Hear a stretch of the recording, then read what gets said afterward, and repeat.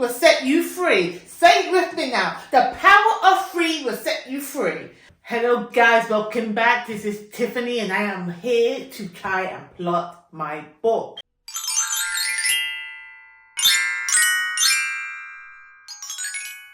Now, as I said previously, this isn't from scratch. This isn't gonna be like I have an idea and help me outline it. No, I was once a forever PANSTER. I have already written the majority of my book.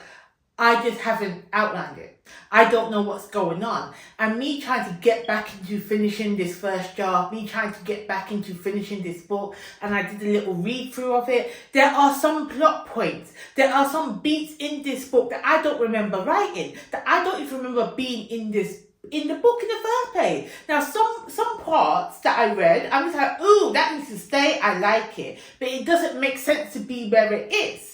That brings me to today. That brings me to what we are doing today, September 3rd, 2024. Okay? After 5 years of writing this book, I have decided I need to plot it out. I need to outline it. So I'm going to put away my PANSTER hat. I'm going to put that away and I am going to become a plotter. Now, plotting ain't in my bag. Plotting ain't for me. I don't like it. I don't like to be organized. And that is why my life is a mess. But I'm going to try my hand at it today and see where it gets me. So firstly, I need to figure out what outlining, plotting method I want to use. Now, I scoured the internet. I've read all different types of writing resource books to figure out what works best for me. And I don't know what works best for me because I ain't never done it before. So we are gonna go the Brandon Sanderson route. Now, I say this to say, I saw a video, which I will find and put it somewhere, where he says he writes his book, his magnum opus, The Stormlight Archive, as a series of trilogies within one book. Once I start writing a book like Stormlight 5, what's the process like? Well, I break a Stormlight book down into usually 3 novels in my head. Why is that? These are enormous books. If you've never read one, they're 1,200, 1,300 pages long. They're 400,000 words. An average novel, Trust of the Emerald Sea, is around 100,000. So this is easily 4 times, 3 times, depending on the size of the book, the length of a regular novel. In order to get that in my head, I have to divide it into parts. And one of the ways I do that is to basically outline it as if it is 3 novels that I'm going to interweave in some way. And that is the rough drafting process. When I say I've finished the rough draft 1 of Stormlight 5, that's what I've done is I've written 3 novels that at that point are not interwoven. They are basically a trilogy sitting there ready for me to turn them into 1 novel. And that is the approach that I want to go to because we all know what a 3-act structure is. Beginning, middle, and end. So I'm taking that approach to all my writing. So in my book, in part 1, let me get it out. Got my whiteboard, got my pen. This is to get us some visuals, okay? So in my series, it's called Of Gods and Realms, okay? OGAR for short, okay? Right now, in my mind, as it stands, we have got 6 books. Not written, none of them are written, as it stands in my mind. Out of those 6 books, I'm going to plan it in a series of trilogies. So 3 books here, and then 3 books here. You get my drift? Now, out of these 3 books, that works. You got the 3 books, yeah? So book one is split into 3 parts. You see? It's like, how do you say this? The power of free will set you free. Say it with me now. The power of free will set you free. Okay, so the power of free from Charm. So look, so we got 3 parts. So each part, so book one has 3 parts. And in each of these 3 parts, we're going to have a beginning, a middle, and an end.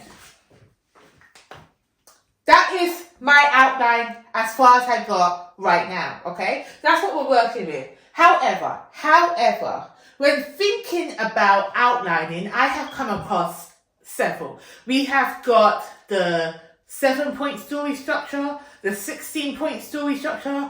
We've got the snowflake method, we've got a spider diagram, index cards. Those are just different ways to plot. And then in that we have to, it's just a bit too much for me. It's just a bit, I don't even know what, I don't outline. I don't know what works for me. However, by scouring the interwebs, by looking on the YouTubes, and by watching other writers to see their best topic, I came across, which many of you already must know of, the one Miss Abby Emmons. Now, she has detailed and outlined structure, which I have come to feel like that's the one that I want to use. Okay, she has 16 points in her story structure, and that is what we're going to use. So, let's break it down. Right, so she breaks it up. So Abby breaks up her story structure in 3 different outlines, in 3 sections, Act 1, Act 2, and Act 3. And that works perfectly for me because I am using the power of 3. So what we have the hook, which is the introduction. I don't know if you can see that. But the hook, which is the introduction to the protagonist, okay? And then we have the inciting incident. Okay, if you can see that. I don't know if it's working.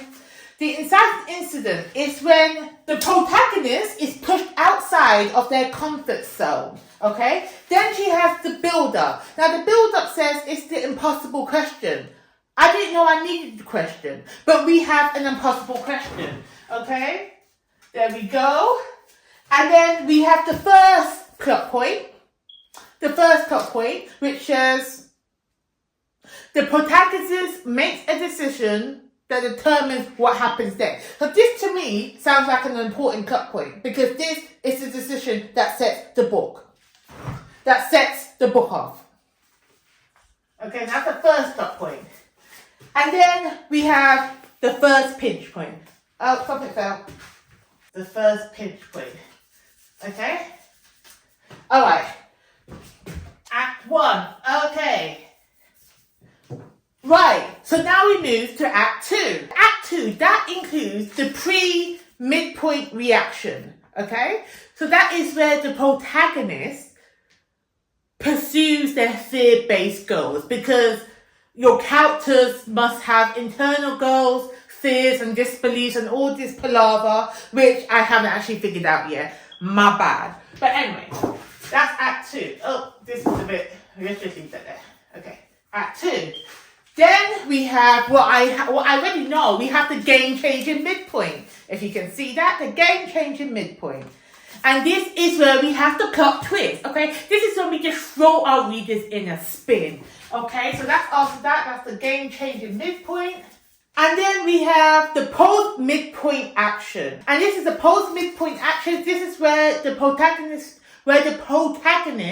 approaches what they want, their goals, from a different angle. Because from the plot twist, what they already had planned out, because from the plot twist, what they already planned out, what they were going to do, plot twist threw everything in the spanner. So they need to approach it from a different angle, okay? So I understand that. I'm getting the gist. And then we have the second pinch point. And this is where the antagonist, the opposition is forced. They're getting closer. So, closer to whose goal? The antagonist's goal? Is that the way the villain wins? We're not sure. I don't know if that's clear or not. But this is what we have. Okay. Right, so that's Act 2. So Act 2, we have the protagonist ready to start some mess. But the antagonist, the villain, their opposition, is already... It's there with them. They're going head to head, okay? They're ready to fight. Right. Act 3, okay? This is the last act. This is the last act. Right. So the first step in Act 3, we have the post-victory, okay? Now this is where our protagonist is like, yeah, I got you, I'm winning. They're not. It's a pose, okay? It's a fake out. Then we have the disaster. Because they didn't win, these sticky notes are not sticking. Then we have the disaster because the supposed victory was just a fake. So it's gonna get destroyed. It's a disaster now. What's happening? What's gonna happen? We don't know. Okay, the disaster.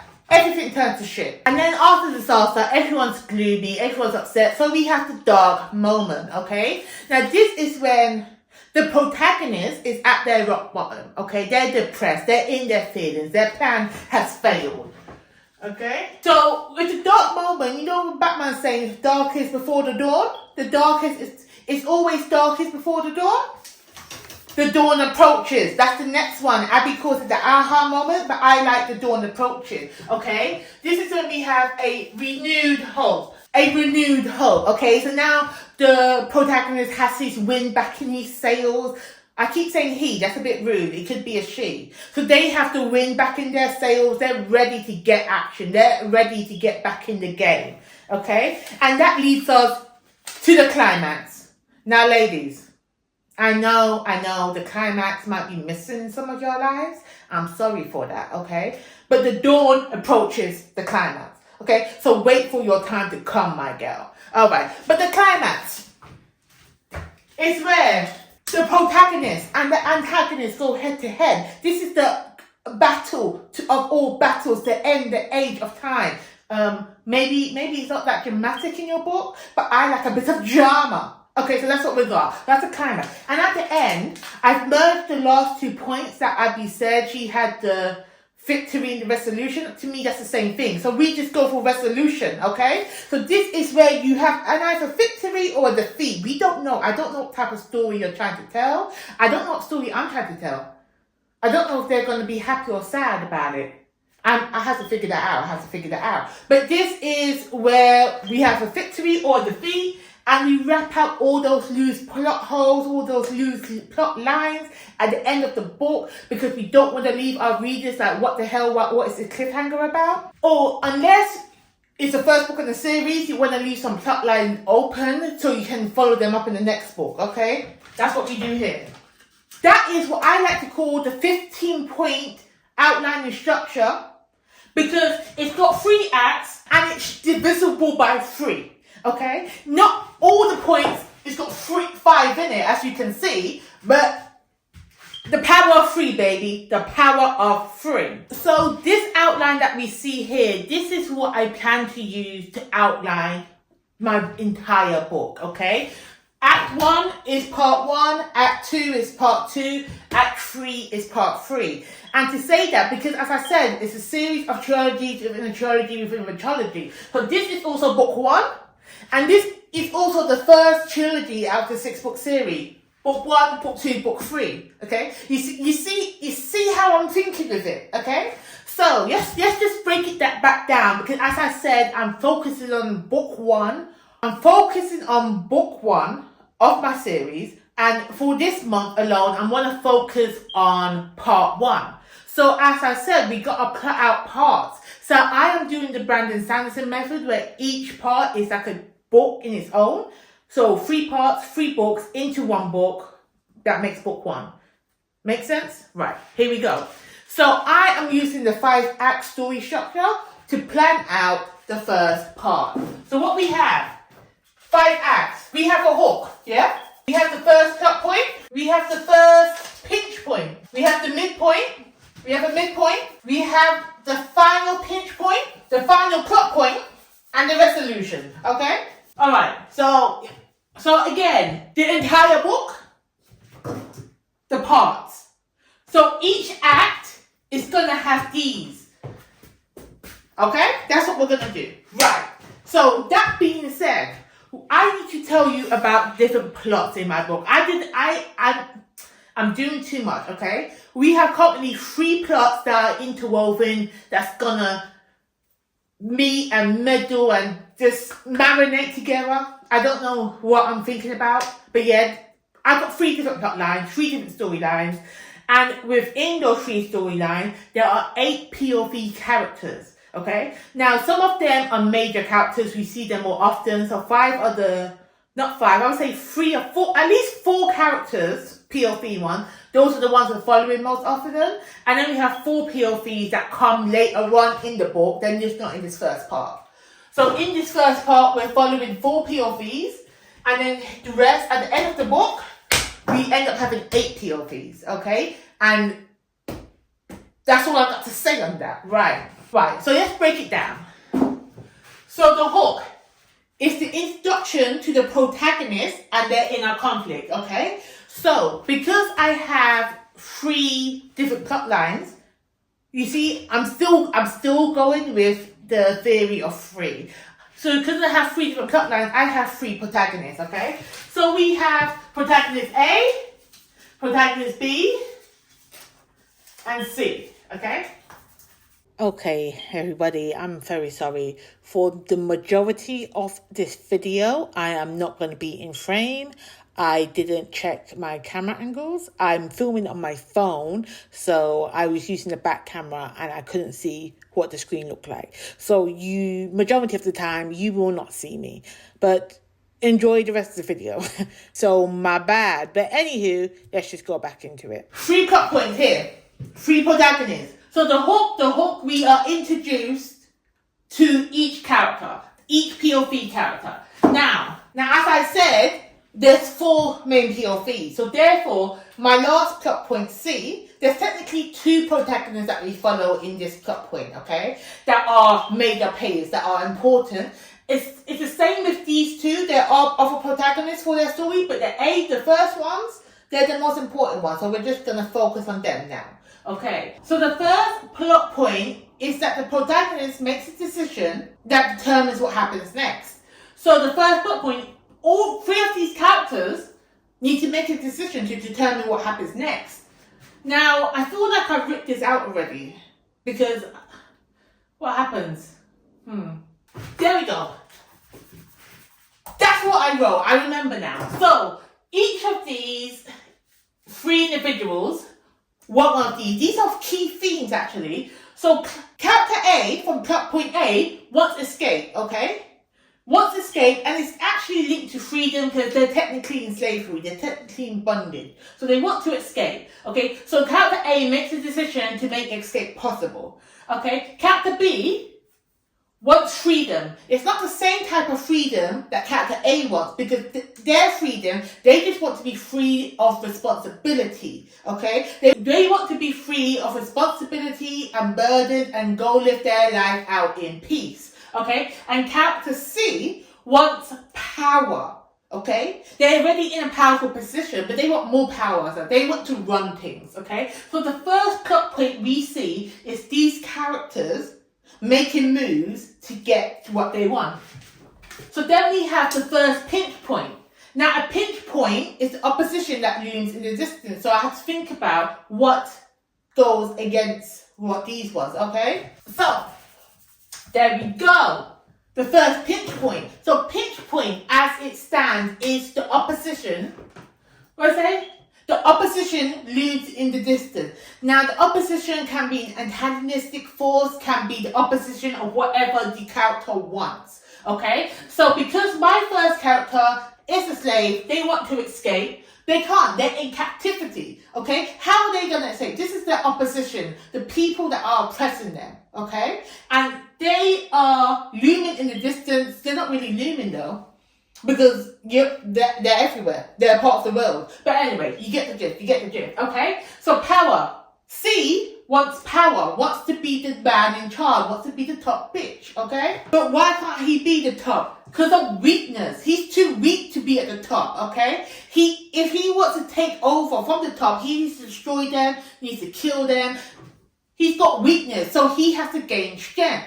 And because of the first pinch point, opposition looms in the distance, we're seeing who the powerful players are. We're seeing who's more powerful than this C character, okay? Then we have freedom. B wants to be free of responsibility, okay? Wants to be free of all burden, but he has responsibility, okay? Let me say, B, he's a pirate, okay? He's not the captain, but he has responsible for ship and crew. He doesn't want to be that, but he has promises, he has oaths that he needs to keep, so he can't just pick up sticks and run away, okay? He has responsibility. That's what we get. Okay, that's what. We have the midpoint. The midpoint. What is the midpoint? What did we say the midpoint was? It's the plot twist. Midpoint is the plot twist. So in part 1, we need a midpoint for plot twist. Oh, did I write that already?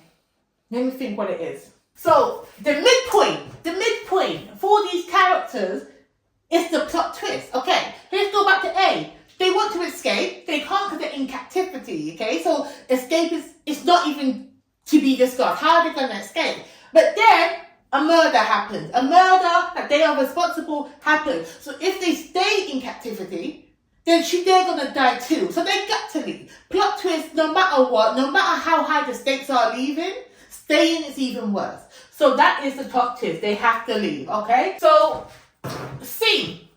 Character C that wants power. Plot point C. Right. So, doesn't have power. He's too weak to have power. But power, in what sense is power? Are we talking about physical strength? Are we talking about smartness, intellectual strength? I'm not sure. Because he knows a secret. He knows a secret that can get him real power, that can take down the empire that he serves. This secret is known, and he knows this secret now at the midpoint junction, okay? So that is the plot twist. Now he's on the route to gain power. Our pirate that wants freedom but can't because he has responsibility, he has made an enemy of his captain, okay? So what does he do? Does he stay on the ship? Or does he go and live out the life he wants? This is the plot point. He is now enemies with his captain. Okay? And you can't have a cohesive pirate ship with the first mate and the captain at odds. This causes conflict. Oh, it causes conflict. Should they have a fight? I'm not sure. Oh. Now we are at the final pinch point. Now the final pinch point is the second pinch point at the end of Act 2. Okay? That's where we're at now. So the antagonist gets closer. Okay. Right. So this is the final pinch point, which is the second pinch point at the end of Act 2 of the whole series, but we're here, still in Part 1. So what's happened to this, for my character that wants to get freed from slavery? She murdered somebody, so she's going to get killed. She needs to be freed before anyone finds out. Too late, she has been suspected, okay? They know that she is a part of this murder, and so now they're trying to find her. Is it too late for her to escape, to be free? We don't know yet. I don't know yet. Okay, so number C that wants power, that wants to escape, that wants to be the head of the food chain in this empire that I've created. They know the secret. They know the emperor's secret. So with this secret known, he should have all the powers. That's not right, because more people know the secret, and more people, the people in power, the actual emperor, knows that he knows his secret. So now his life is in danger, okay? At this stage, I don't know what that secret is. We're going to figure that out later. But that's where we're at. That's at the final pinch point, because the antagonist gets closer. And in this plot point, the antagonist is actually the emperor, okay? So then, plot B, antagonist get closer, okay? The antagonist in this pinch point is the captain, because our character feels responsible for ship and crew, but the enemy is the captain. The captain has now kicked him off the ship, so now our character does not know what's going to happen to the ship and crew, okay? Are they still going to fight against this empire, or are they going to join the empire and then oppress his people further? This is the final pinch point, okay? So now we move on to the final plot point. Right, final plot point. So we don't have a final plot point along here. We don't have it. But the final plot point is basically when our protagonists are at the lowest point of the story, okay? When they don't see any way out of the sticky situation. And that sounds like the darkest moment. So that's what we're going to go for. And funnily enough, okay, each of these plot points, at this point, they have no hope. A character that wants to escape slavery has no hope of escaping and has no hope of surviving, because she is suspected of murder and she will probably die. She has no hope to live. Okay, our character that is on the pirate ship has no hope because they have no hope of saving the crew, because they've been kicked off the crew. And because they got their dream to have freedom from responsibility, they have no hope what they're meant to do with themselves, because what they want is to protect their crew. But their captain already kicked them off the ship. They don't know how to get back on, okay? So they have what they really wanted in life. That is internal struggle right there. That is his eternal struggle. Damn, I'm good. All right, okay. So that's what the pirate captain, that's what the plot B is about. Oh, I love this. This is fantastic.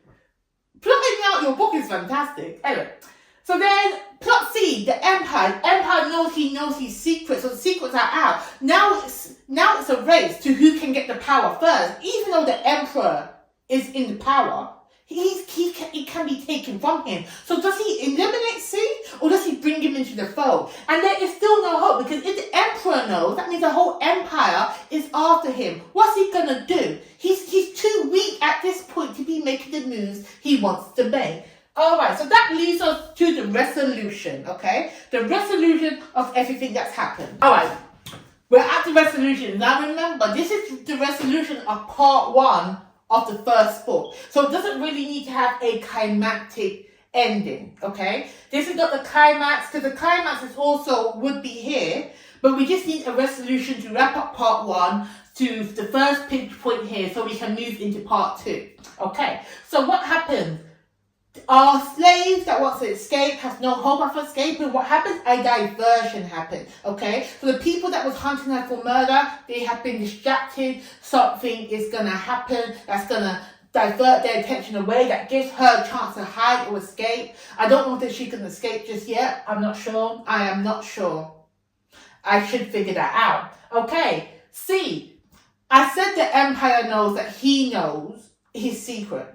I don't think the Emperor knows at this point. I just think that there's people in play that know that our character C knows the secret he should not. So instead of him fearing for his life because there's no hope, what does he do? He takes action. He kills the people that know he knows. Okay? Because a secret is best shared by no one. Okay? So before his name can get back to the Emperor, and before he can go and die because he shouldn't be knowing things, he kills the people that knows. Perfect. I like that. What does our pirate do? Our pirate has gotten what he wants. He has gotten freedom from the pirate ship, but he knows his captain is the enemy, that he's up to no good. So now he's left the ship. He has no hope. What does he do? He goes to find help. Okay? That cuts us off. That stops us. That stops us to enter in Act 2. Okay? So now we know where we are. Act 2. Let me tell you about Act 2. I know what I want to happen in Act 3. I don't know the in-betweens of Act 2. So because I can't put out part 2. This is part 1 of the book. I need to put out part 2. So because part 2 is just 4 points, let me figure out what I'm going to do. So part 2, we have a pre-midpoint action. This is where our protagonist pursues a fear-based goal. Now this is where I had the epiphany about internal struggles. I don't know. What do I want it to be? Act 2, part 2, question mark. Act 2, part 2, question mark. I don't know what's happening here. I can't. I know the plot twist, I think. Do I know the plot twist? I don't know what's going to happen. I know what I want to happen. But this is part 2. This is where they have the middle book syndrome, where it fails. And now I see why they have middle book syndrome. Because part 2, we're getting deeper into the world. There's more world building, okay? I know my slave doesn't escape. We talk to the Emperor. We go see the Empire, and we find out how the inner working works and why there's a power struggle. Okay, our pirate that's been fleeing, he doesn't actually get help. Plot twist: the pirate doesn't get help. The pirate is instead captured. Okay, I don't like how this is. Let me just put this here. He is confused, but the pirate gets captured. That's the plot twist. The pirate gets captured. That's where we're at. We learn of more characters trying to help our slaves escape. I don't know if she's escaped yet, but let's move on. Let us move on to Act 3 because I want to talk about the climax. The climax, obviously, I want a big battle. I want a big battle. And for us, basically, the best part of a book to me is when people die. Where maybe the unexpected die, where there's a battle, where people fight and you think someone's gonna win, but they don't win, and the people that are less likely to win, it's not even the underdog, but the people that you feel like don't deserve to win wins. That is my big climax. That is my big climactic scene at the end. So I know how it starts. I know how I want to end with the big battle scene with all the characters that we have coming together for a final push at a big battle. Now, I don't want to tell you why certain characters here are important because that's a spoiler, and I do want you to read the book when I put it out. So I won't tell you that. But I know at the end, all the characters are going to come together and they're going to have a massive fight scene. Okay? Act 2 is about writing why this fight at the end is going to be important. Now, those are the little details which I'm not too sure about. But then we have Act 3, which I haven't plotted out yet. Which I just know the battle scenes. I know there's a battle scene. I know how they're going to find certain individuals in the sea. I have to think about that. But as I said, we're only in September. And September is all about me finishing part 1 of the book. And I have it pretty well thought out. So, thank you for joining me on this chaotic journey that I'm on. And hopefully, by the end of this month, I will have part 1 finished written, first drafted. And then I will have more knowledge of how to outline part 2. And what is actually going to be important information I need to retain. And what's going to happen, basically. What's going to happen. Because I have things happening across at part 1 and part 2. I don't know where I should put them. Okay. So, to summarize, my little helper. We have the 3-act structure. Act 1, Act 2, Act 3. In this 3-act structure, we have the 15 beats we need to follow. Okay. We have the hook, the inciting incident, the build-up. The first cut point, the first pinch point, the pre-midpoint reaction, the game-changing midpoint, the post-midpoint action, the second pinch point. We also have in Act 3, the supposed victory, the disaster, the dark moment, the dawn approaches, the climax, and the resolution. So that is how I'm going to be outlining my book, okay? That is the book. And in the book, we're going to have parts, and each part will be outlined as follows. We're going to have a hook for each character. We're going to have the first cut point, the second, and the first cut point, the first pinch point, the midpoint, the final pinch, the final cut point, and the resolution. This is how I'm going to outline each act of my book. So we have Act 1, Act 2, which I'm unsure about, and then we have Act 3, which I will get to later. I don't do it this way. Thank you guys. So that is my outline for the first book of my series. And hopefully it makes sense to you because right now I think I confused myself even more. But we're going to get there. We're going to get there in the end. Okay? Thank you guys for watching. Let me know if you have any unique outlining tips for me. As you can see, I need help. Let me know if you have any plotting methods you use and which one you find is most helpful. So thank you guys for watching. Please remember to like and subscribe if you want to follow my writing journey and figure out how all this will come together. Okay?